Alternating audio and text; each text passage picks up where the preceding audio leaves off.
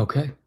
We've got Jake from Man Carrying Thing.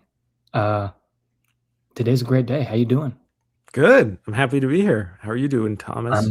I'm happy you're here. I'm doing good. Um, yeah, I think it's crazy that I didn't realize you were originally, I guess, a book guy, a Yeah. book channel. Oh yeah. Yeah. No, I still make book videos now and then, I but know, and I'm happy about that. I love when I see way, that. way less than I probably should be. But that's because I just read less now, because I don't have Yeah. as much time for it. But it's still like one of my favorite things to do, and I love your channel because you're so like process oriented about the joy of reading and taking a time, taking a moment. I feel like your videos are like little bits of like meditation. It's like it's not I, very soothing to yeah. watch your videos, unlike mine. I feel like I give people anxiety attacks, or at least that's my intention. So No, not at all. yeah, I'm a fan. Oh wow. I'm a fan of you, and I love the short content, but then I really latched onto your channel when I think a couple years ago I was looking into reading Wheel of Time, and Oh, you nice. were also embarking on that, and I really enjoyed hearing your thoughts on Eye of the World, and I think you might have done The Great Hunt. Yeah, I did. I did those two, and then I said bye. I said no more. Yeah, I was like, um, where are they at? I have a horrible thing of not finishing series. It's just a thing. I get people pestering me all the time about finishing The Dark Tower, which I mean, I don't know what happened there because I got to Song of Susanna and then I was speeding through those books until Song of Susanna, and then I don't know. It's hard for me. And the thing is, like with books, it's like the one thing, like my interest in life. Like you can force me to watch a movie, you can force me to do all these things, but with books, there's something special where it's like I just don't want to be. I go at my own pace. And I just kind of explore whatever, whenever. Until recently, because I started a book club through my Patreon, and now that's like I'm like, okay, I have to actually read. Homework. I feel like I'm in college again. So, do you run a book club? I forget. I tried, and I realized I don't think it's for me. I Okay. There's something about having that thing in the back of your head where like, well, even if I put 3 books up to vote, there's there's always going to be that one book, you know.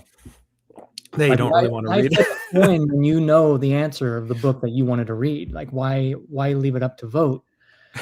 And I don't know, there's just something about having that obligation to read something. It takes just a layer of fun from it for me at least. What did you study in college? Did you have to read a lot in college? Oh boy, I mean, I think we all did, but I didn't read it all. I did the Spark Notes, Yeah. sadly. Yeah. I think I had an English class, and I think it was Fight Club. That was about it. Oh, okay. Well, that's a good. Oh, I haven't read Fight Club, but I know that's a I good didn't read movie. it. Well, you got the I movie. I mean, come on. Yeah, you got the Um, movie. but no, that's interesting because I mean, I was forced. I was an English major. Both my wife and I were Okay. English majors in college, and I don't have any like. I just got my undergrad, but it took me a long time to go through it because I was like kind of wandering around, and I went to community college, and then I eventually transferred to UCLA, and I was studying English. So like I was forced to read a lot of books. So it's kind of like I'm fine doing it. And the thing is, like with the book club, I'm actually more than fine with it because um, I'm not paying a school a bunch of money to force me to read. Yeah, And that's a good point. also they have very good taste, surprisingly, or That's maybe not surprisingly, but it's been great so far. We've read Dubliners, we read Hard Rain Falling in February, Don Carpenter. We're currently reading The Dispossessed by Ursula K. Le Guin, which is fantastic. It's so good. And we're reading The Count of Monte Cristo at the same time. So Oh my gosh. um, That's a film that my wife is like, "You need to watch that." Like, "I just The wanna Count watch of Monte Blue Cristo. Samurai, honey. I wanna watch Lawrence of Arabia." And she's like, "No, not yet." Which version of The Count of Monte Cristo? I don't know. I think it's, is there a Guy Pearce? Is he Yes. in that? So then it's that That's that's the one I watched growing up, and I love that version, even though I know a lot of fans of the book don't love it because it's very different. But um, I love that movie. Guy Pearce and Jim Caviezel are just it's such a great Okay. movie. Yeah, I'll have to do Um, that. I've pulled my wife into the the Twin Peaks, the David Lynch realm, and I it's my know. first time there, so Yeah. and she's got great taste, but yeah, she's like, "Let me pick the movie this time." I'm like, "Okay, Do alright." you guys watch a lot of movies together? We do, but right now we're just trying to finish Twin Peaks because it's heavy, and we just wanna Yeah. kind of be done with it. Because if you take too long of a break, it's so yeah, we'll get back on the movie track soon. I totally understand that though, especially with Twin Peaks. It's like it feels more like one long movie. You really gotta Yeah, like dive in. You can't really, especially the 3rd season.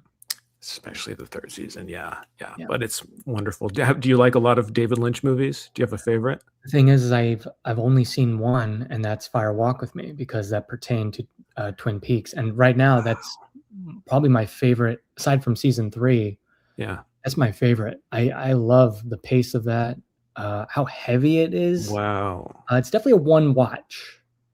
It's brutal. It's Kinda incredible, but, my god, yeah, it feels way more like season 3 of Twin Peaks than it does feels almost like a transition period between the actual TV I show agree. and then season 3, but You that's have so that funny. So, you haven't seen any other David Lynch movies? Oh, the man, yeah, you're I gonna have have to dive well, into those. funny it is, that's why I definitely wanted to have you on. I went on your channel and looked at, your reviews for movies, and you were the first one. I'm like, "I trust him. I wanna check out your thoughts on David Lynch before I start buying, like, the Criterion Blu-rays, before I even watch the films," and I think that's okay. So I have Mulholland Drive, Mm. not Valentine, Blue Velvet, Blue Velvet, yep. and, Lost Highway, Mm. and, really, I can't seem to find a copy of the Nicolas Cage one. Wild at Heart is really hard to find. Yeah, I got one, I think it was through Shout Factory, but they are always running out of copies, so, I feel like Criterion's gonna pick it up here sooner or later, but, Wild at Heart is great. I think you would if you love Twin Peaks and you love, Fire Walk with Me, you're gonna love Mulholland Drive, and that's probably okay, his good. people consider it like his masterpiece, but you'll love Blue Velvet and man, I mean, they're all great. They're all great. Yeah, Lost Highway is kind of it's more season 3 Twin Peaks than other things. It's very, very okay, dark and, okay. nihilistic, but, Yeah. it's good. Yeah. Yeah, it's we'll get back on the books, folks, but talking to a fellow David Lynch fan, we recognize the way he paces things. He I'm a stickler for pace in my books, in my movies. When it feels right, it's perfect. And when moments are cut too short, I think I get more upset when moments are cut too short rather than dragged on, and I feel like with David Lynch, he holds a moment way too long, Oh, but yeah. I think it's for a purpose, maybe, maybe to just make you feel uncomfortable. You gotta earn it though, and I feel like at that point, he's more than earned it in season 3 with all this buildup, and it's like, and you're right, there's a difference between good pace and a slow pace or a bad pace. Like, like, I love Tarkovsky as a filmmaker, he's one of my Yeah, favorites, and he has some of the slowest movies, but they don't feel slow to me, they feel, like, perfectly right. You get into the headspace that you need to get into, and it's meditative and slow, and that's perfect, and then but I'm definitely more on the side of, like, I'd rather things be cut short in general, just because mm, there are so few people who are, like, writers or filmmakers who can pull off dragging things out more than they should be, in my opinion. So, yeah, but I have TikTok brain, I have Zoomer yeah. TikTok brain. We're getting there. Are you drinking coffee? I am, yeah. I drink Nice. coffee all day, I have this little Yeti, I love it. mug so that it stays warm, That but makes me I so have to. happy. I was gonna ask, are you a big coffee drinker? And, Oh, how do you make your coffee? I just have a drip coffee machine, very boring. I That's also have an so espresso machine, but okay. that's just for Nadia because I don't Yeah, it takes too long for me to make, like, a latte, but I can make her a really good latte, and she'll good. have one, like, every day, but I'm like, "I don't have time for that." For myself, Yeah. I'm drinking black coffee all day. Yeah, that's me, black coffee. Mhm. My wife got her family involved with a nice espresso machine, and they they used to do K-Cups, and now they're all Mhm. making Americanos and lattes, and that's great. But That's good. Do you I feel like an asshole anytime you're like, "I only drink black coffee"? I feel like I am I all the think at this time. point, I do, because the way I enunciate it, "Oh, I drink black coffee." Like, Mhm. the way I say it, and or even when they ask me on the other side of the counter, "Would you like room?" I'm like, "No." Like, I have No. to state it, "No." Do you see that? No. Do I I'm a look real man. I drink my I'm black reading coffee. Lonesome Dove. Do I look like I need room? Do I need milk in my damn coffee? Oh, Yeah. so you finished, I know you finished Lonesome Dove. Was that Yes. your first McMurtry, Yes, it experience? is. Have you read it? I love Larry McMurtry, and I read half of Lonesome Dove. That was my first McMurtry in high school, and I just didn't finish it.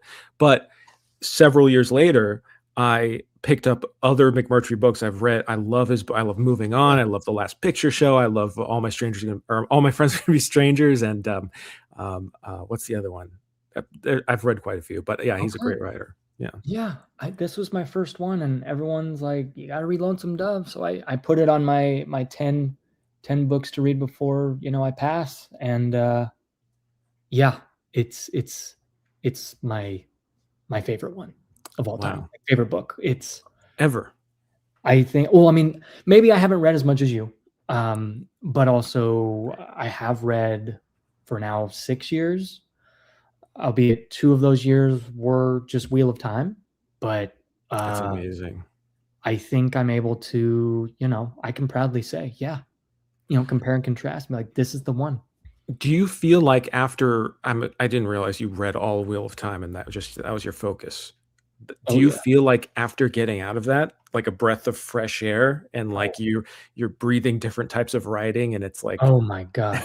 It's incredible when you are stuck, and I don't mean it in a bad way, stuck in the world for so long and in someone's headspace, in someone's writing style and how they pace and present things. You get so used to it and it's very cozy. Robert Jordan, I loved it. Mhm. Um, But, yeah, when I got out of it, it felt like when you're just in this hot car in the middle of traffic, your AC doesn't work, and then you get out, and then this hot air just kinda I'm I free. Mm, I relate to that a lot because, I mean, and not to shade Robert Jordan as a fantasy writer, I Yeah. think he's a good fantasy writer and everything, but it's like what the tropes and the language of the genre, it's like you get stuck in it and it can become stifling, especially when it's like, I mean, oh my, those books are so long, and even my favorite writers, I wouldn't want to be reading Larry McMurtry, a full Wheel of Time length, Yeah. series from him. Like So, little drip here and there, like boom, boom, boom, like, mhm, let's absolutely. let's spread it out. Because like, I'm gonna return to Larry McMurtry, Mhm, but not right now. I don't wanna just binge all his stuff. Same with Stephen King. mhm, I yeah, wanna I wanna dive in and then step out, and that's been extremely healthy the past now what, year and a month since I finished Wheel of Time, mhm. just reading standalones, and I still can't commit to a series. Can't do it. I think I'll start a first book and realize I really don't want to do that right now after doing 14 books into one series. There's something about it. I get it. I mean, I'm like I graze. I like to graze and explore, and I'm Love that. addicted to buying books. I go to the used bookstore all the time and just pick up a load of books, and Yeah. I like discovering new writers and new things to read. And I'll just kind of like I'll read 100 pages, and I have no problem dropping it if I'm like, I don't need to be reading this. Yeah. I'm gonna die. Who knows? Could be Yeah. tomorrow. I don't want to be reading something that I'm not fully engaged with. Love On hearing the other side, like you're saying, there is a benefit though to being really committed to diving into something and having like full dedication, or else you wouldn't get through anything challenging. I mean, I'm thinking about like when I had to force myself to read Moby Dick, and Yeah. go through that. And that My wasn't sister in law always a she pleasurable process, yeah, but I'm so happy that I did. So, good. I mean, you have to find a balance, and everyone That's a has a good different point. There balance. are there are times where you're like, "Man, is it just me, or is this book really not for me, or do I, read 300 pages and then I get to the good part?" I mean, it's different for everyone, Mhm. but I think it's important to give ourselves permission to just, hey, it's okay. You don't have to finish it. I've been ignoring the chat here. Oh, go for Thank it. Yeah. you for the lovely donation. I'll definitely buy a cup of coffee with that. How much do you guys read per day on average? Me, I am on and off. It depends. I'm not very consistent. Depends on what I'm reading. Yeah, I try to read every day, you know, and it depends how much I need, like I need to read because I'm researching a project or Yeah. like, I mean, I'm juggling, I'm always reading multiple books. So like when because I'm always writing too, you know, I'm working on a Mhm. novel. So it's like I like to have the writers that influence me in my head and have their prose and the type of prose I'm trying to write while also reading something totally different because that can kind of get into your writing and affect how you're writing just sentence by sentence. So, yeah, I mean, it probably like I try to read like 20 to 50 pages a day, but it That's a depends. good number. That's a Yeah, good number. it's How gone do way you down. juggle reading different books, like having multiple books open? I just I don't know. I just hop around whatever feels right. Like I know I have to get some writing done. I'm going to read some Donald Westlake, you know. I'm going to read like I'm reading this right now, The Operator. It's like an old crime novel that Westlake wrote in the 60s and it's like but this kind of like I love this style of writing and so I'll read that and then I'll write a little bit or I'll like if I'm reading, so like I'm working on this long video that I'm going to be coming out with this month, so I'm trying to like read Longer than 28 seconds? longer than 28 seconds, a little bit longer. Yeah, Are you so good? I'm working on long form content, you know, like 3 minutes long. So Okay, good. it's going to be something like that. And yeah, I don't know, just whenever I have the time or anything. I mean, I don't know. Do you have kids? No, no, we Okay. do not. All right. But I Yeah. know that that changes things. It just a Absolutely. little bit. Yeah. Just a little bit. Maybe Um, changes your life completely. Yes. So I used to love just sitting down and reading a huge chunk of writing, and now it's just like anytime I have free time, and I'll read on my phone a lot more. Baby strapped to my chest, you know. Audiobooks are crazy helpful, so Yeah.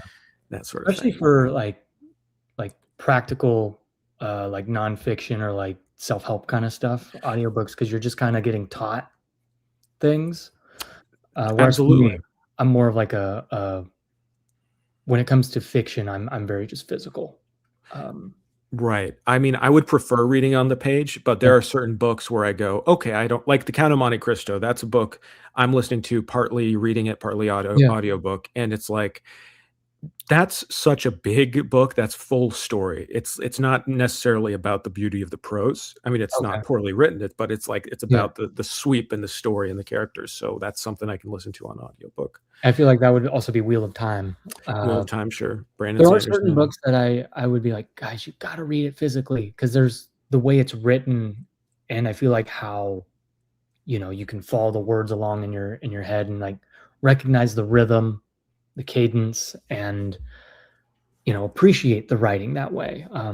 But there are certain books out there that I think are definitely, like, exposition, like, let's just or, like, the story. Mhm. My friend right here, John, I wonder what Ryan Gosling drinks. So the reason why he says that is because in our little local coffee shop down the street, not Uh-huh. gonna say where, Ryan Gosling was there. Okay. And, like, normally I don't care about, celebrities. I mean, he's my favorite actor, but then he's here in this tiny little town. He's not in LA, not, you know, and it was just crazy to see that. And, I did learn what he ordered.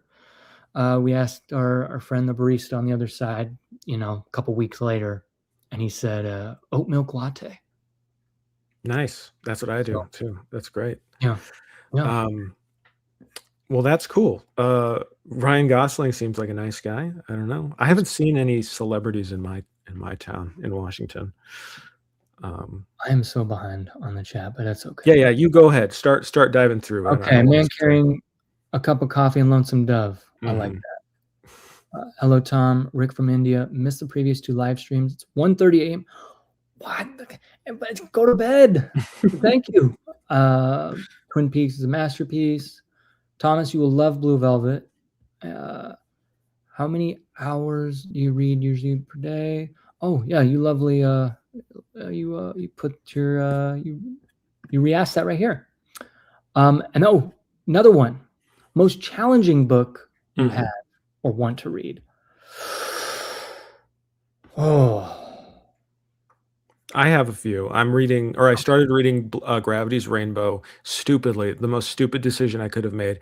My son had just been born, and we're barely getting any sleep, and we're staying up late. He doesn't like to sleep, so we're staying up late a lot of times. And it's like January, and I'm like, I'm gonna start Gravity's Rainbow. So I bought Gravity's Rainbow, and I got through 100 pages, and I was really liking it. It was very good, but I just got, life distracted me. And that's one where it's like, you got to sit down and you can't just yeah, read for 5 to 10 minutes. You got to read for like an hour straight, or else it's kind of going right through your head. But it's tough. I mean, would Blood Meridian count? oh yeah, yeah, Because that's a I feel challenge. like that's from what I've heard. That's like a really tough read. Um, I recently finished All the Pretty Horses, and Great book. I think I'm in love with Cormac McCarthy and his writing, and that book especially. I'll definitely finish that trilogy for sure. Yeah, And Blood Meridian. it's a beautiful. I love when people confuse McMurtry and McCarthy because Yeah. they both wrote westerns, but they couldn't think of any writer more different stylistically from one another. Yeah. McCarthy, McMurtry. Might happen, but I get it. Yeah. Um, yeah, I don't know. With Dune, have you read Dune? Yep. Do you think that'd be a pretty tough read? Because that's definitely on my list for this year. That wouldn't be, no, you've read all of Wheel of Time. That would be nothing. No, Okay. Dune will be super easy for you. Yeah. Okay. It's fun. It's fun. I mean, if you're like in the world and you understand like sci-fi fantasy, like it's the language. I mean, that's the hardest thing about it is just like, what does this word mean? What is this term? And that won't be an issue for you. Mr. Carrington, please make more book content. I'm trying. I'm absolutely trying. I got a video coming out at the end of the month that I think will be fun. So I'm excited. I always look forward to that. Didn't expect this collab. What's up? I know. I didn't expect it either. I'm amazed. When is the Lonesome Dove live stream tour? As soon as should it be before or after my review? I think it should be after. I think I'll do after. So whenever that gets posted, then I'll start reaching out. Thomas, will Sanderson ever make a return to your TBR? I genuinely have no idea. I go back and forth. What are your thoughts on Sanderson? I love Sanderson. Yeah. Their team, they're so lovely. They sent me a copy of Tress of the Emerald Sea, and I haven't read that, so I want to read that one. I think I'm going to read more of his standalones because I just don't have the commitment to get into his series. But Yeah. no, I'm a fan of his. Again, it's one of those things where like I got to be in the mood for it. But yeah, I got that book for my wife for her birthday. nice. But she's been lost into Dungeon Crawler Carl. She's on book 6. I don't know if you've tried that. I haven't. No, I've heard a lot of good things about it. I've heard it's very fun. It's fun. I tried the first 2 books, and I just again committing to a series, and that's why I'm a little hesitant on Brandon Sanderson. I can't. Well, it sounds like to me like you're exploring, like you're in that exploring stage where like you're open, you're finding all this new stuff, and you don't want to get locked down. And I totally understand that. Yeah. I like right now, especially after spending 5 months reading Lonesome Dove, because I'm also a 1 book at a time reader. So when I lock down, I don't want to mess around. I don't want to get distracted and confuse things, between different books. So after reading an 850-page book, I want to read a lot of little baby books. You should, yeah. Things that aren't emotionally heavy. So right now I'm reading Pines by Blake Crouch. Oh, cool. I haven't heard of that. Yeah, I hear, I always Google stuff like, okay, books like Twin Peaks. That's kind of where I'm at right now. What's going to give me a Twin Peaks vibe? Yeah. And I saw Pines here and there. I'm like, okay, we'll give that a shot. I also heard of, oh my gosh, is a Japanese author, Harukai. Murakami? Yeah, I hear he's very Lynchian. Have you read him? Mm. I haven't read any Murakami, but Okay. that sounds like an apt comparison. Yeah. I hear he does a lot of like what's real, what's in a dream kind of vibe. Hmm. Yeah. Yeah. I know people want me to read Murakami a lot. He's beloved. Um, yeah, that's cool. There's I'm trying to think of other like Lynchian style. Have you read any Garcia Marquez? No. I guess Lynch is not really an appropriate comparison, but on 100 Years of Solitude, it's magical realism. You know, he was like one of the early Latin American writers developing so-called magical realism, although he never really liked that term. But 100 Years of Solitude is a challenging book that's like and incredibly surreal. So you Okay. might like that. Have you read Beloved? I have not read Beloved. No. Because you just said magical realism, and I had a Mhm. discussion with a friend of mine who read that book and loved it, and she mentioned like the vibe of Mhm. it, and I think she was saying it's kind of like magical realism, Mm. um, Mm. and it's something, but it was a Pulitzer Prize winner, and I feel like Wow. after reading Lonesome Dove and seeing the little tag Pulitzer Prize winner, I understand why. And I think that little Yeah. tag means something. Yeah, there are lots of great, I mean, that is one way, like, at least I always discovered new books was like, "Oh, wait, what is this award? Like, what is the Booker Prize? What are these other, things to kind of guide me and go, oh, where's the quality of literature being how do I find the good stuff?" Because so Yeah, many people will ask me, like, "How do you find these books? How do you discover this?" And it's like, it's so hard to describe because it feels like such an organic process of me going like, this is an author I connect with. Who is their favorite writer? Who are their favorite books? So that's one way to do it, just like who that's are my exactly how I do it. yeah, yeah. I actually got that adage from Steal Like an Artist. Hmm. That's a great book because I'm a wedding filmmaker for a living, Mhm, and I I don't necessarily uh, steal things like that's not my motivation. I take in art, I take in mhm, films, I take in visual mediums, and one way or the other, that's gonna get into my subconscious. That's gonna influence me and how I create and how I visualize things, how I compose things. mhm, And one of those things was study the people that influence those that influence you. mhm, Study their favorite artists. So when I look at, Roger Deakins, Craig Fraser, Denis Villeneuve, mhm, I look at those filmmakers and I'm like, okay, what are their favorite films? mhm. And then it makes sense. And I'm Yeah, like, wow. And you get to learn and see so much more. yeah. Um, so I haven't really done that with books because I don't really Are you go. a writer yourself, or do you more No, filmmaking? Yeah. no, writing is strictly Dungeons and Dragons. Just, little sessions here and there. That's about it. Yeah, cool. Yeah, I Well, like improv. improv, okay. So if I were to ever write, it'd be just write an idea down and set the camera up but that was back in like college, high school. Sure. Yeah. So you're a wedding filmmaker. Do you make have you made any other films, or do you have any aspirations to make different types of films? Or are you Um, more focused on the wedding I business? do. I mean, I would love that. But again, it's a passion of mine, but it brings in the money, Mhm. weddings. So that's kind of my focus. But I used to have a YouTube channel filled with short films, Oh, and that wow. was during the Wild West where copyright didn't matter. Nice. And I was raking in the views before I think AdSense mattered. And then I think one day my account got suspended, and I Mm. imagine it's because of copyright. So all those films are gone. Oh, that Yeah, sucks. I hate that. but that's okay.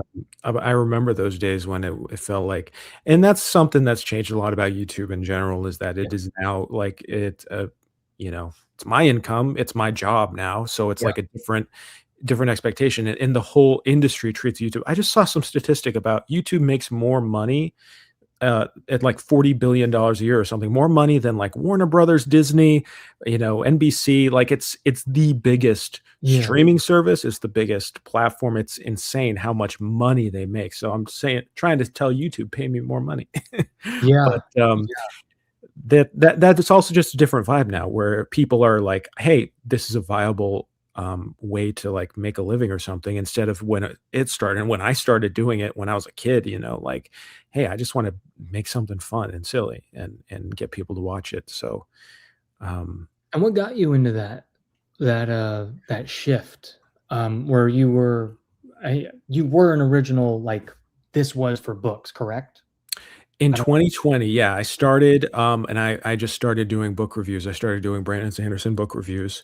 And that was just, I was doing school and stuff, and my wife Nadia, she's like encouraging me to keep doing it, just like keep posting, you don't know what'll happen.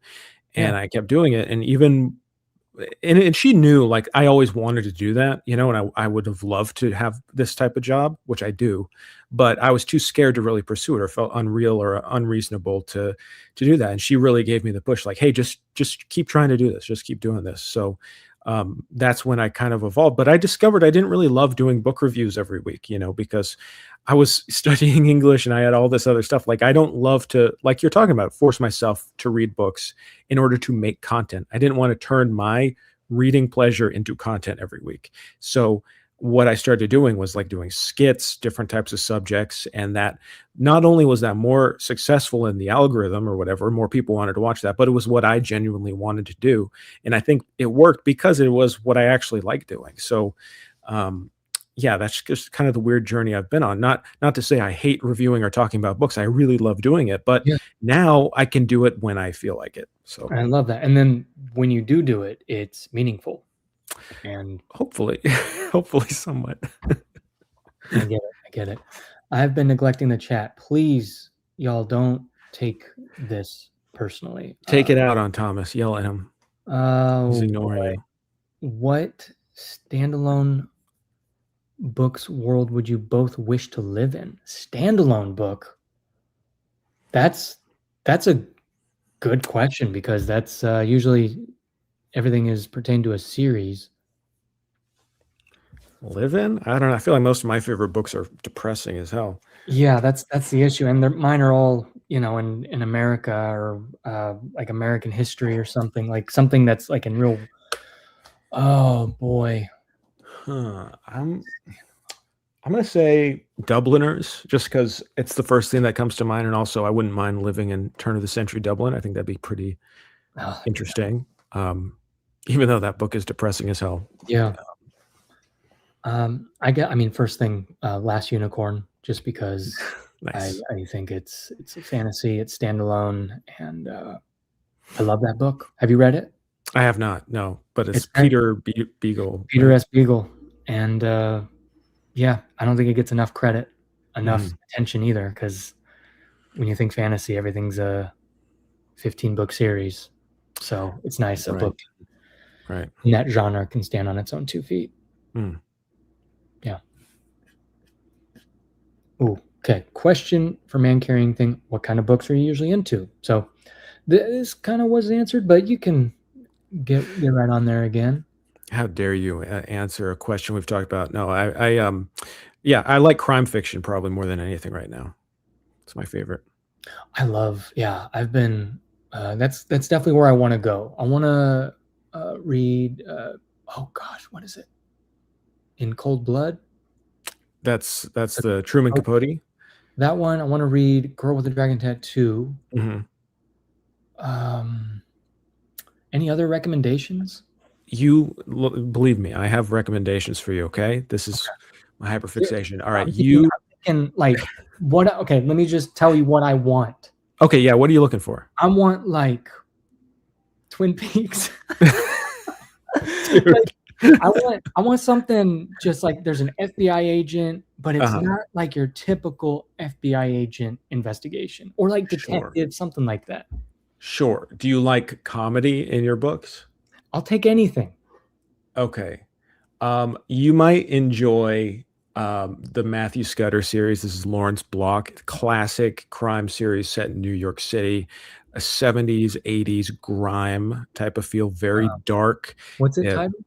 the first book is called The Sins of the Fathers, but the best book, and you could probably start with this book, is called 8 Million Ways to Die. And it was turned unsuccessfully into a movie with Jeff Bridges in the 80s. But the book is wonderful. Okay. And it's about Standalone-ish? what's that? Is it like a standalone-ish kind of book? You Or can like, read them out of order. It's not crime. Most crime novels, it's like even when they're in a series, they're not usually sequential. It's just okay, like good. the character returns for another case. Okay, good. Yeah, but that's one. You might like the Parker series. That's another classic, very cold-blooded crime series with a guy who's basically a sociopath who's just really good at being the expert on a job and breaking into buildings and stealing cash, and Sounds set in fun. the 60s and 70s. James Elroy, The Black Dahlia, that's a fantastic crime novel. You might really enjoy that. It's based on a real life case, the murder of Elizabeth Short in the 50s or in the 40s. Yeah, I mean, I could go on and on, but you've got it. Have you read the Third Policeman? No, I haven't. I have heard of that though. I heard of that because I do my Googling and I'm like, okay, what's like Twin Peaks? Oh, one more book, because I always recommend this, and this is to your audience as well. I tell everyone to read this. It's a recent novel, but it's not here. Actually, let me grab it. Yeah, I would love to see the cover. It's a recent novel, but it doesn't look like a recent novel. It's called 5 Decembers. It's by James Kestrel. It came out in 2022. This is Hard Case Crime. This is one of the best books I've ever read. What? Yeah, and it is. It starts out as a crime novel, but it takes place throughout World War II, and it moves you through time in such an unusual way. It's not a traditional crime novel in any way whatsoever, but it's a fantastic story. Just really good. So I encourage people to check that out. I'll put that on the top. I appreciate that. Yeah, of course. Have you read any Game of Thrones books? I read the first one, and it took me a while, but because I was going off and on. But kind of like you, I didn't want to get committed. It was good, but it wasn't like I need to go through this series. And my main complaint was like I don't like shifting through so many POVs for too long a time. Like sometimes you're like, oh, I'm in Ned Stark POV, and this is great, and then you go to John, and you're like, okay, well, whatever. So. But it was a good book. Like I think it's better written than Wheel of Time, even. So have you read Game of Thrones?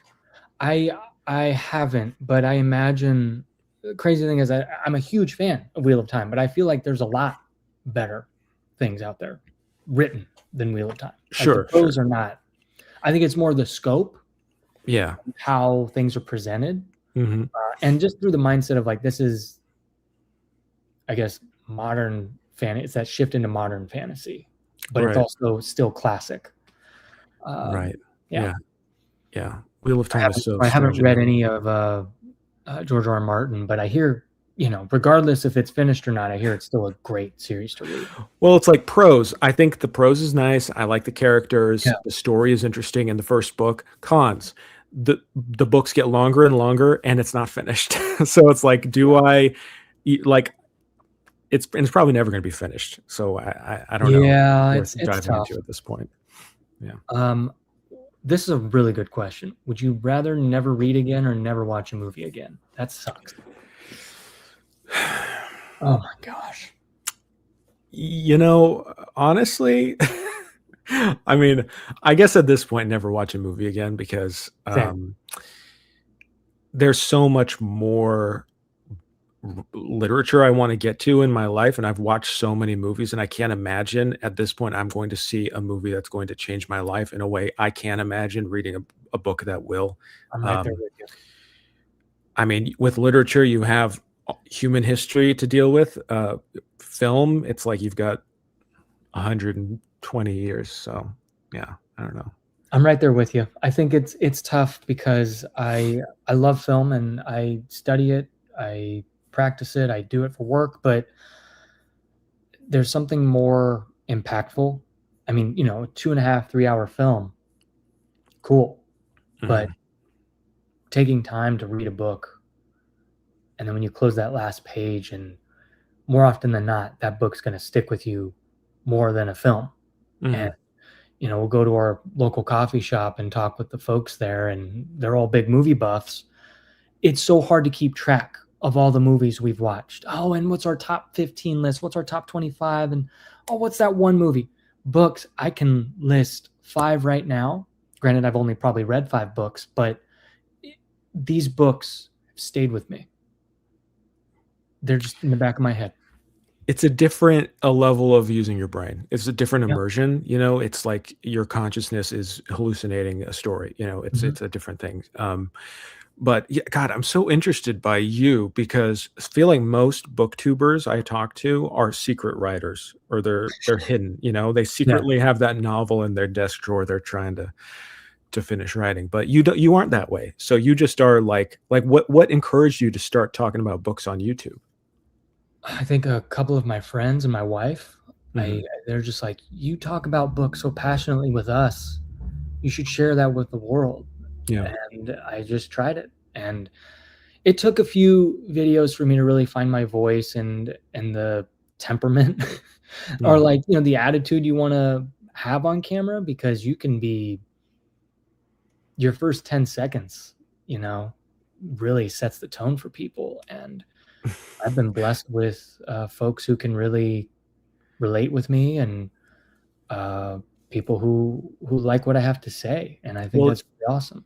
and your videos stand out because most people, myself included, are trying to like, "Hey, pay attention, pay attention, pay attention. I'm Yeah, about to talk about something."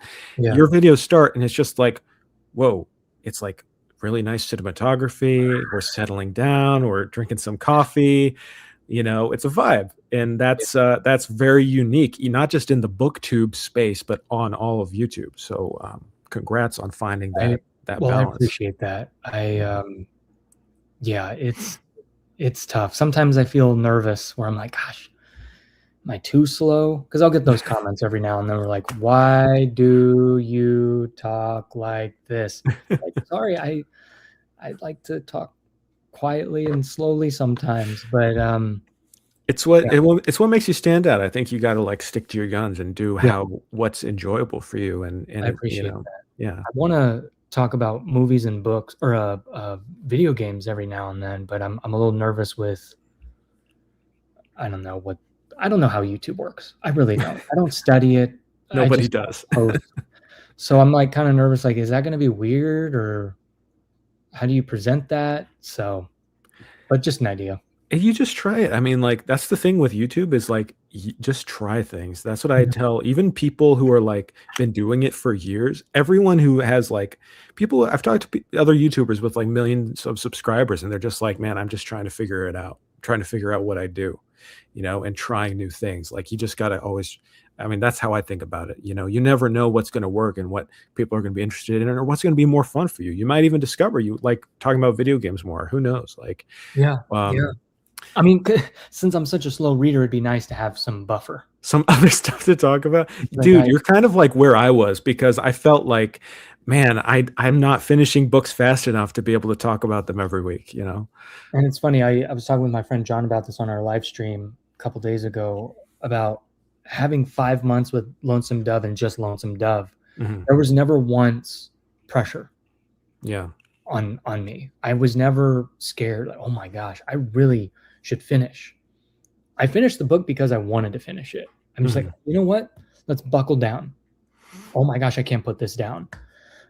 So thankfully, I'm never reading a book or reviewing a book out of pressure. So that's good. That's good, yeah.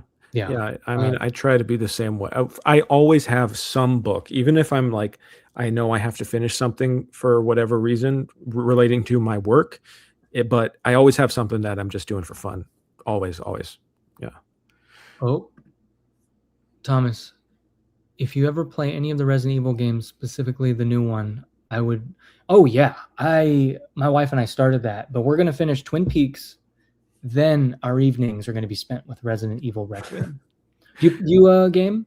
I don't know. Okay. That's Well, yeah, that's I We only have so many hobbies. Exactly. I know at this point I'm like, I don't have time to become a gamer. Although I do love, like, I got Nadia a Switch for Christmas and she's Mm, been playing that, and I'll play Mario on there sometimes. good. Yeah. Is she a Stardew Valley fan? No. Well, maybe. I don't know. I'll have to ask her. Okay. I'll have to ask My her. wife, I got her just addicted.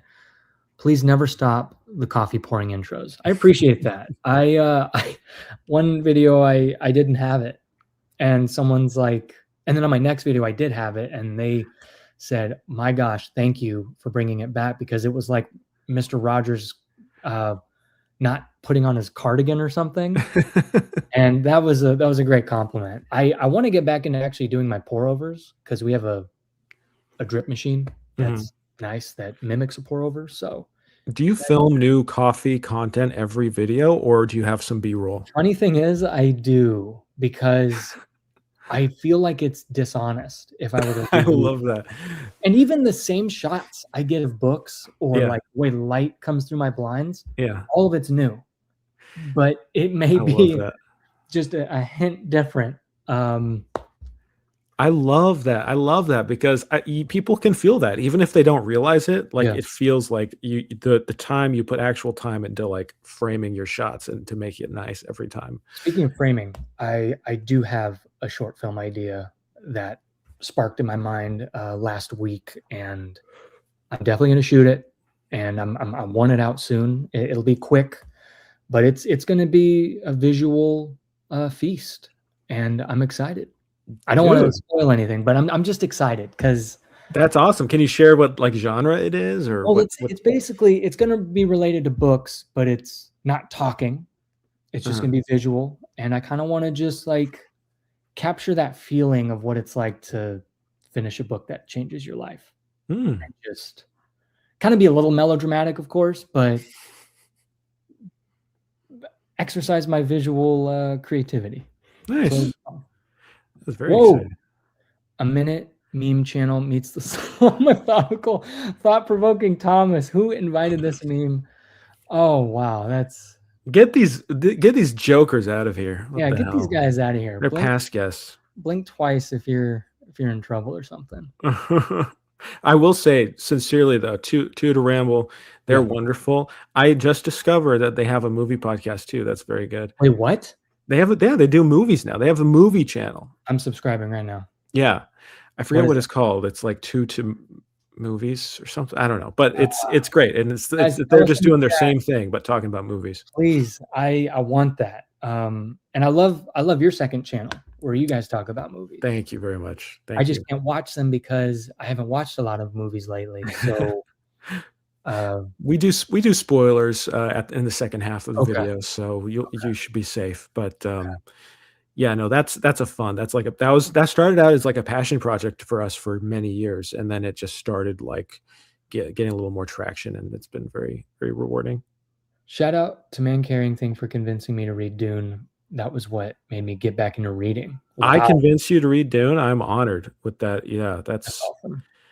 I mean, those are some of the best comments you ever get when you're doing this because, like, people will be like, "Hey, you got me to read this book, and I've been reading for the past 3 years," and I'm like, "What? That's Yeah, insane!" I'm so happy, that. isn't that crazy? Yeah. I get those comments and I'm just, me? I Well, did that? How? exactly. And reading is such an important part of your life, but it's such a tiny thing to like flip in your life, where just like devoting a little bit more time to this can just enlarge and enrich in your days. It's really just like one of those things. And I do think Dune will be one of those books I read this year. I love the mindset you bring to reading, and I would welcome a channel to see that applied to gaming even more if you focus on single player games or long.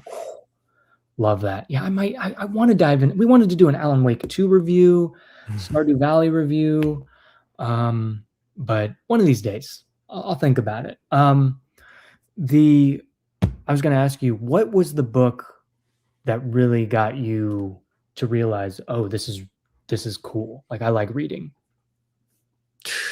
That's I mean, I feel like there's 2 phases, at least for me, and I think a lot of people where they fall in love with reading naturally when they're a kid because that's what you're doing all the time. Yeah. You're reading for school, but also you just naturally kids read voraciously. They're obsessed with reading, and Yeah. you lose that after a certain point because it becomes regimented and, structured in such an unappealing way in high school and college too, but so I kind of had that period when I loved reading and I loved like Jules Verne. I loved science fiction. I loved Arthur C. Clarke and Mm. H.G. Wells, and I read lots and lots, of classics. I loved reading classics when I was like in middle school. And then after that, I had a period where I just wanted to do filmmaking, and that was my focus. And then I'd say probably in like 2018, 2019, I was just like, I need to read again and read more again. And honestly, one of the writers was Brandon Sanderson, where I was like, Mm. hey, I used to love reading fantasy. Why don't I try this? This is super popular. And that reminded me of like, I used to read so much great writing. Like, why am I not doing that with And my he life? brings a lot of fun to writing or, reading, and I think Mhm. and He's a writing gateway actually. drug for a lot of people. Yeah. He is, and I think that's a good thing. We need that, Mhm. and even though I may not like, be the biggest fan of, his books and whatnot, I think it's great that we have authors like that that just bring people in, and especially into such a complex or maybe dense genre of fantasy and even sci-fi. Mhm. Um, I think it's great. I mean, what he did finishing off Wheel of Time, uh, perfect, Mm. perfection, Wow. absolutely masterclass of taking that series and finishing it in 3 books. Unbelievable. Yeah. Yeah. He's he's the goat for a reason. And Alan Wake 2 is insane. Remedy is on another level with meta commentary in the full motion. I agree, but I'm nervous about their recent game. They also did switch leadership. I don't mean to get into game talk, but they did switch leadership where I'm like, oh my gosh, please, Sam Lake better keep his job, because he basically, you've heard of Alan Wake, right? I've heard of it. I don't know anything So about it. Yeah. Sam Lake is the biggest Stephen King and David Lynch fan, Mm. and he took Twin Peaks and made his own version of it, and it's mind-bending, it's phenomenal. If you play only 2 games in your life, I'd recommend Alan Wake 1 and 2 if you love Wow. Twin Peaks. All right. Uh, What about Crash Bandicoot? I like Crash Bandicoot. those are tough because they say they don't age well. That's just because I feel like games were challenging back then. Huh. Those games were tough because Oh, yeah. the way he jumps, there's a it's not like Mario. There's like a pressure. You have to like let go of the button. I don't know. Huh. It's No, it's tough. that Crash Bandicoot used to piss me off when I was a kid. Yeah, yeah. What so you've clearly read so much, a lot more than me.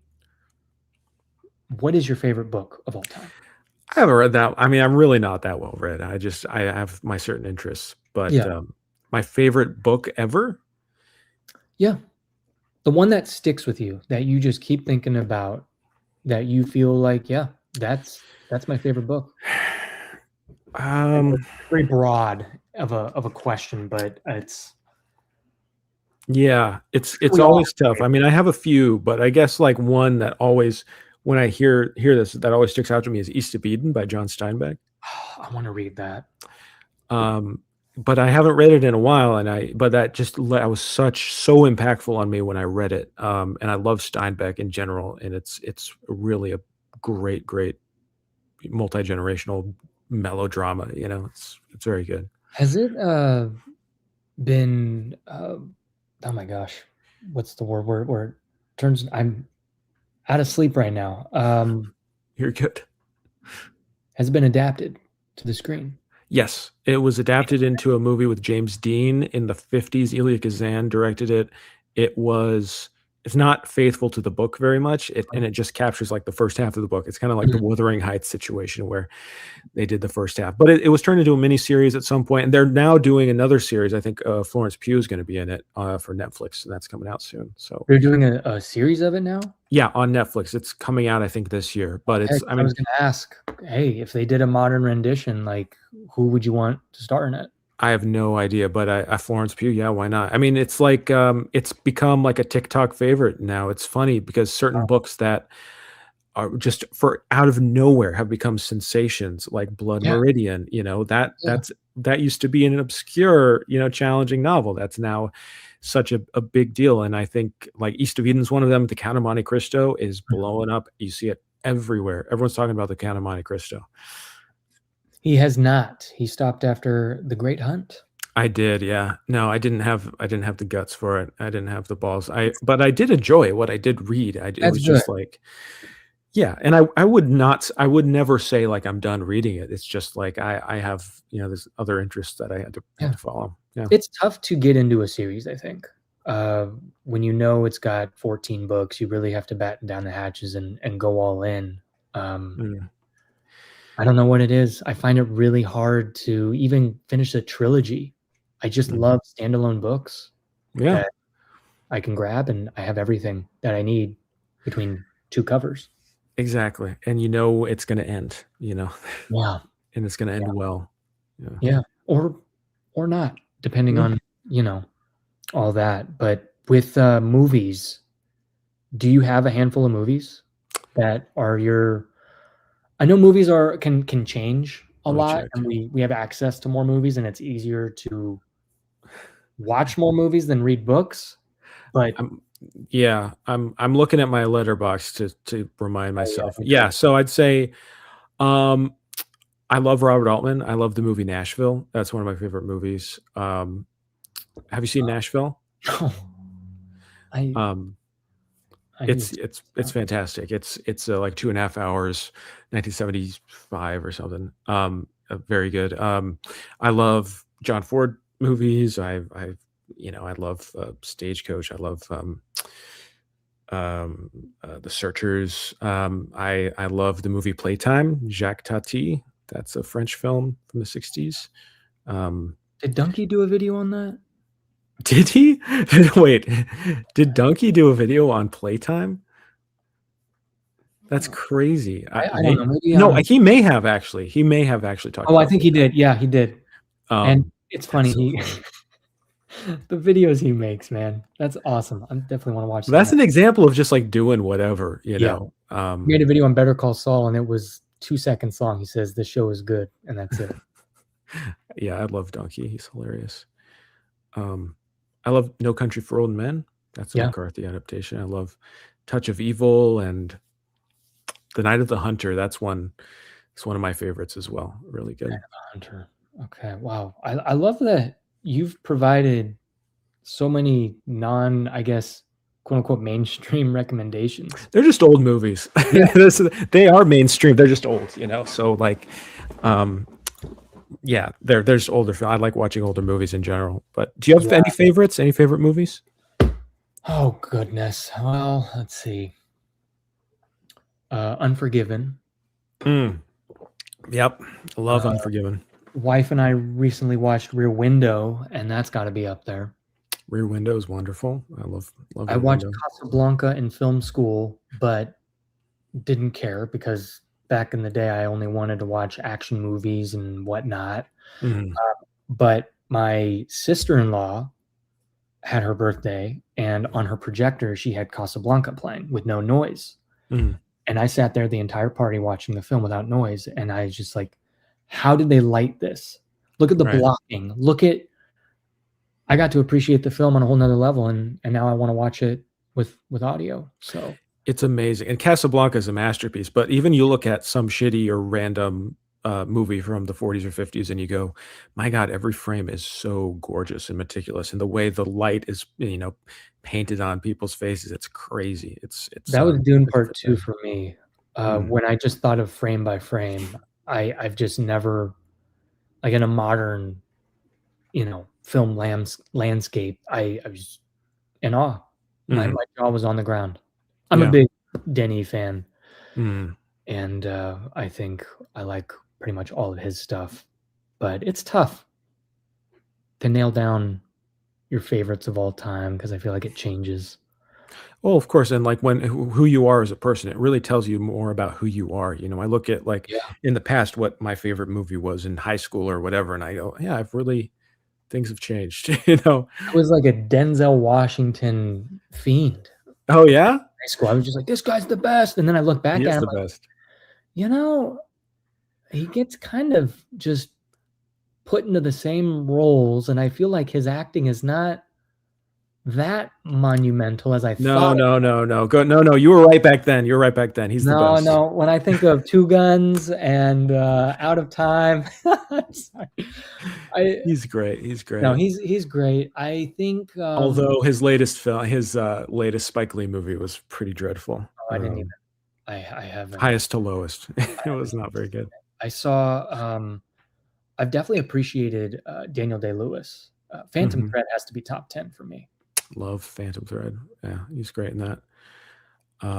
Yeah, I'm getting Nadia to watch all of uh, PTA's movies. Yeah. So we just watched There Will Be Blood, and we're doing a little page or series on Nebula. So it's like because she saw one battle after another and loved it, and I'm like, you haven't seen any Paul Thomas Anderson movies. We need to go through one by one, and she's just falling in love with each of them. She loves those movies.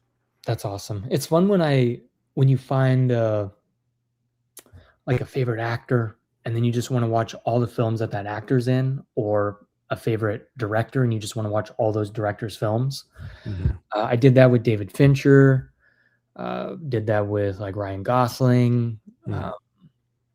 Now I'm kind of obsessed with, yeah, David Lynch, Stanley Kubrick. Um, yeah, I wanna watch Seven Samurai, Lawrence of Arabia. Oh gosh. Great movies. Yeah, I don't know. I have a habit of buying the Criterion stuff before I even have seen the film, but I think You should physical see media. my personal Criterion closet of shame. I have plenty that I haven't watched. Can we get a video of that? Just No. you kinda setting up the camera, and then you have your Criterion, and you kinda do a parody of what's it like to be in the Criterion closet. I have way more than I should because in high school, that was like I would save up my money and buy Criterions and get Barnes and do all the sales and everything. I was obsessed with that. I have since stopped. I buy way more books now, but I still have a ton of Criterions and I love and quite a few I still haven't seen. But yeah, I love man, Lawrence of Arabia. So Seven Samurai is great. Do you have a favorite Kubrick? I can't it's funny, I keep mixing it up. I think, when I think of, Apocalypse Now, that's not Stanley Kubrick. Why do I keep thinking that's Stanley Because Kubrick? he also has a Vietnam movie. Yeah, so, I don't think I've seen enough of Stanley Kubrick. I did check out your video on him. Oh, cool. I think you provide so much for filmmaking. I really love that. Oh, So, thank you. like, you yeah, it's great. You spend enough time on each film, and I think you give each director enough time, and you provide recommendations. Thank Um, you. so I definitely got Barry Lyndon because of you, but I Oh, still haven't seen sweet. it. It's pretty long. You need a good I afternoon. love it. I Yeah. love it. I love a long film, but I mean, I love The Shining, but I've yet to watch or read the film. Read Or the film? by the way, guys, I'm on like an hour of sleep because I had nightmare fueled dreams of Twin Peaks. So Yeah, that's normal. That's how you're supposed to watch Twin Peaks. If you're not yeah, having nightmares, you're doing it you wrong. have to do it right before you go to bed. Exactly. Yeah, so you haven't seen The Shining film, but you've read the book? I've I've watched the film, Yeah. haven't read Okay. yet, and I Well, want that's to. cool. The book is great. It's very different, and you can see why Stephen King hated the movie instantly when you read the book. Okay, interesting. Yeah. Yeah, I'm excited to, read the book. Have you seen 2001: A Space Odyssey, I speaking have. of? I wanna Okay. watch it again. Mhm. I saw it last year, Yeah. and I don't think I gave it my full attention. It is my favorite director's favorite film, who Did is also he? going to be who's also going to be doing a Rendezvous with Rama, another Arthur Arthur C. C. Clarke. Clarke Yeah. book. So that's going to be fun. Yeah.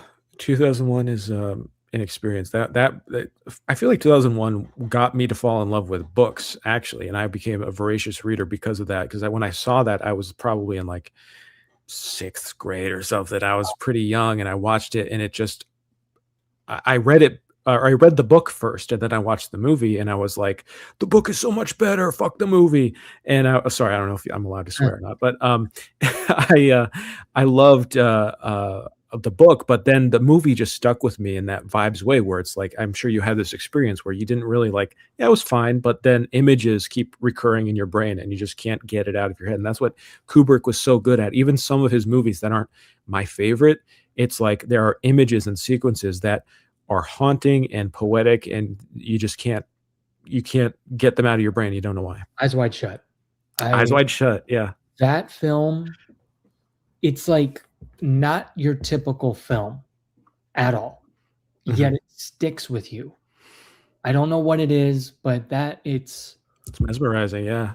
Yeah. It's funny. It's funny. That's the funniest movie I think he made. I think it's funnier than Doctor Strangelove, which I love. But I watched it again recently for the podcast I do, and like, oh my God, it is so like the dry humor and so odd. And I think a lot of times we look at like, especially Kubrick movies or other great auteur filmmakers, and we're like, there's no way that you could this could be a joke. This is this odd thing. And it's like, no, I think they're trying to be funny. And I think that the performances in Eyes Wide Shut are so funny. I mean, Tom Cruise is like the coolest, most handsome guy in the universe. And this whole movie, he's trying to get laid and he can't. And it's just, it's hilarious. Yeah, it's very interesting, and the way it's paced and the pausing, like just the pause between the dialogue and the very unhealthy relationship. It's something else. Yeah, I got to think more about my films, what I like most. But before we go here, not top, but I guess your Desert Island books. You can pick three. Let's see. 3 Desert Island books? 3 Desert Island books. Okay, so if we're thinking, do you mean like just my favorites or like actual what would be good for me to bring to a desert island? Because I think they're kind of different. Because if I'm going to a desert island, I want some big books, That's where I think we got to do desert island books, because favorite books, you don't want to bring a little 100-page dinky. Yeah, no, that's a great point. That's a great point. Gosh, I'm probably gonna bring short story. I'm gonna bring Hemingway short stories, right? Because not only do you get some like his collected short stories, because not only do you get great works of fiction, you get some literal survival advice, right? There's lots of process oriented, how to gut a fish and all of that. You could say the same about Jack London short stories. And yeah, I just love Hemingway. I would say also, man, I would pick maybe Faulkner, the Snopes series, which is technically 3 novels, but it is sort of like one big novel. Yeah. His Snopes series, The Hamlet, The Town, and The Mansion. And then I would pick, you know what? I would pick a poetry collection. I'd pick the A.R. Ammons. No, Wallace Stevens. I'd pick Wallace Stevens, my favorite poet, his collected poems. I have yet to read poetry. It's poems. They're good. Poetry has got to be, I think, within the prose. Like, it's how the book is written in like a poetic way. That's, I think, the only way I've ever really enjoyed poetry. I'd like to give that a shot. If you like more, I would say like if you like reading novels, gravitate towards like longer poems that feel like novels, like prose poems. And I would say like there's some great, like Robinson Jeffers is kind of like a very obscure thing. I think it's Robinson Jeffers. But poets like that were trying to write in like a Homeric style, that are kind of telling stories as well. But yeah, there's poetry. There's so many different worlds to explore just in poetry and so many different types of poems. So I encourage people who don't love reading poems to kind of Carrying Simple try 5 different things. Septembers in a video. That's got to be one of the best books I've ever read. I Hell yeah. I I love might it. I love hearing that. I might have to book a client before I can buy another book, but I've recommended so many books in my time, on YouTube, but always, always the number one book everyone tells me that they loved reading the most was 5 Decembers. I love hearing that. I Yeah. love when you phrase it like that too, because it's so easy when we talk about reading and you're in a coffee shop and you're like, "Oh, what book are you reading?" And then you kind of talk about that, but then the other person just starts naming 500 books. And it's like, Mm. just tell me your favorite. Tell me one that sticks with you. And then I'll believe you. And the fact that you say, "Hey, this is the one," I'm like, okay. Well, and I'm just in terms of like customer satisfaction, the way I look at it, like, hey, I've Yeah. recommended this so many times. This is what people like. That and Butcher's Crossing are ones I always hear people enjoy. Butcher's So Crossing. yeah, Butcher's That's on Crossing. it's on my shelf. I definitely want to read Stoner too. I haven't read Stoner, but I like Butcher's Crossing quite a bit. I don't wanna watch or I don't wanna read another book about a crossing anytime soon just Yeah, because of I get Lonesome that. Dove. So I wanna it's like when you keep reading, coming of age stories, just back to back to back. It's like, okay. Yeah, you just read a really long Western, maybe get into something. Read a rom-com. Speaking of Larry McMurtry, just read Terms of Endearment. I can't think of a book more different than Lonesome Dove, by the same writer. Uh, You might not like it, but he has his Western side, where he wrote about Texas and he has the Lonesome Dove series, but he wrote a ton of like quote unquote dramedies, like Terms of Endearment was turned into an Academy Award winning movie with Jack Nicholson and Shirley MacLaine. And The Last Picture Show, I don't know if you've seen that movie, but it's one of the greatest films ever made. And it's one of the best books ever written, in my opinion. So he wrote a lot about like his contemporary Texas, but also Texas in the past. So I recommend both okay. types. I love it. I love it. Yeah, I don't even have my desert island books yet. I think I haven't even read Lord of the Rings, but I would put Lord of the Rings on there. Just Oh, because it's I think you should. I think that's great to bring books you haven't read to the desert island. that's kind of where I'm at right now, where I'm like, cool, Yeah. I can I can enjoy it. But the thing is, what if I absolutely despise it? Then it becomes I don't think you would. I know. It's like, I'm going to bring all of Shakespeare to the island, but what if I hate Shakespeare? Yeah. So the thing is, since you're such a fan of McMurtry, or you've at least read other stuff of his, people have said this book, specifically Lonesome Dove, is Shakespearean. When someone says Shakespearean, what do you think they mean? That's a good question. I said that about McMurtry, and I don't know if it's specifically about Lonesome Dove or just Larry McMurtry. I think they just mean Shakespearean. When I think about Shakespearean, I think of qualities that would be like high drama and tragedy, but also like comedy, lots of mixtures of tones, and Yeah. also the language being epic. I think that's probably what people mean. That's a good point. Thomas, you're well on your way in your celebrity arc. I salute you. It's crazy that, I think it's crazy that it's an honor to have you on here, by the way. I'm honored to be here. Thanks for having me. Yeah, I appreciate anytime. it. We gotta do one with Two to Ramble. That'd be fun. You don't want me in the same stream with those guys. It'll get ugly. Oh my gosh. Yeah. Oh man. Well, I think that's about it. I mean, do you have any last things you'd like to say here, or I would say just read a book, and listen to Thomas. He has great insight onto his reading, and good luck with everything. Good luck on your short film, and yeah, thanks for having me. It was really fun. Well, I appreciate it, guys. I appreciate you all tuning in. We had upwards of 60 people in here. Wow. Again, I apologize for neglecting you. Please don't take it personally. I'm not. I don't mean it. If I could answer all your questions, I absolutely would. But then He meant it. He's ignoring all of you. Tomorrow. Oh, well, everyone, thank you. I'm gonna go brew a nice batch of coffee because I need it. And yeah, till next time.